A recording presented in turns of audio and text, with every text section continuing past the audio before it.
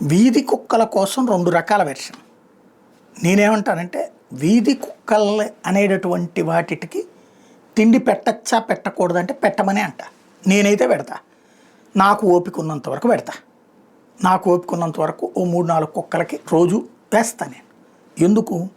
అవి ఈ భూమి మీదకి వచ్చినాయి, వాటికి తిండి పెట్టేవాళ్ళు ఎవరూ లేరు కాబట్టి పెడుతుంటా, అంతే. అట్లని చెప్పి వీధి కుక్కలు పెరగాలని కోరుకోను. ఎందుకంటే వీధి కుక్కకి ఒక ఆవాసం ఉండదు, వీధి కుక్కకి ఒక రెగ్యులర్ ఫీడింగ్ ఉండదు. దాంతో ఆహారం దొరకనప్పుడు ఏం చేస్తుంది? అరాచకానికి తెగబడుతుంది. పిల్లల్నే కరుచుద్దా, లేకపోతే కార్లు వెనకాల పడుతుందా, 2 వీలర్ వెనకాల పడుతుందా, లాగుతుందా, కింద పడుతుందా, మీద పడుతుందా? అది దీనికి పరిష్కారం ఏంటి?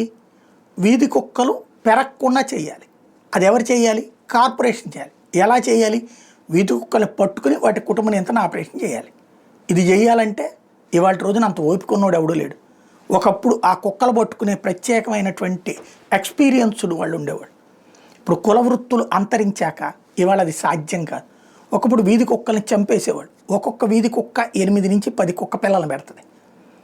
వాటిట్లో ఈ బస్సుల కింద పట్టమా, లారీల కింద పట్టమా, లేకపోతే ఆ పెరిగేటటువంటి సందర్భంలో కింద పడి చచ్చిపోవడమా, ఇవన్నీ పోతే ప్రతి 8 వీధి కుక్కలు పుట్టిన వాటిట్లో కనీసం 3 బతుకుతాయి.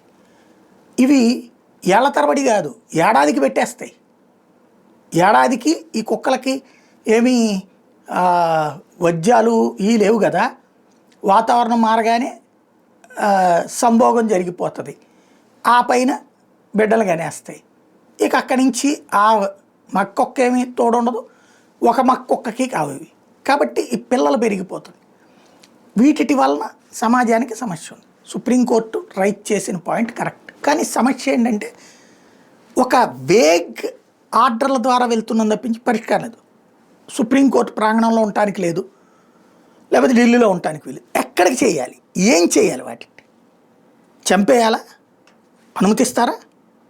లేదు ఈ అడవుల్లోనే వదిలేయాలా? అప్పుడు అడవుల్లో మిగతా జంతువులు ఈ సమస్యగా, ఇవి కుందేళ్ళని తింటాయి, లేకపోతే చిన్న చిన్న జంతువులతో ఘర్షణ పడతాయి. అయినా అన్ని అడవులు ఎక్కడున్నాయి వీధి కుక్కలను వదిలి రావడానికి అని పట్టుకుని కుదురుద్దా? పరిష్కారం లేనటువంటి తీర్పు అది. రెండవది, ఇప్పుడు జీవ కారుణ్య సంఘాలు తెర మీదకి వచ్చినాయి. వీధి కుక్కల మీద సుప్రీంకోర్టు ఇచ్చిన తీర్పుకు వ్యతిరేకంగా దేశవ్యాప్త ఉద్యమాలు. ఢిల్లీలో అట్లాంటి వాళ్ళు వస్తే వాళ్ళ మీద కోర్టు ధిక్కరణ కేసు కిందన బుక్ చేయండి అని చెప్పేసి కోర్టు ఆదేశాలు ఇచ్చింది. వాళ్ళు అడగడంలో తప్పు లేదు. సొల్యూషన్ ఏంటి దీనికి? ఆదేశాలు ఇచ్చాక పరిష్కారం ఉండాలి. వ్యవస్థలు ఆ విధమైన పాత్ర పోషించాల్సిన అవసరం ఉంది.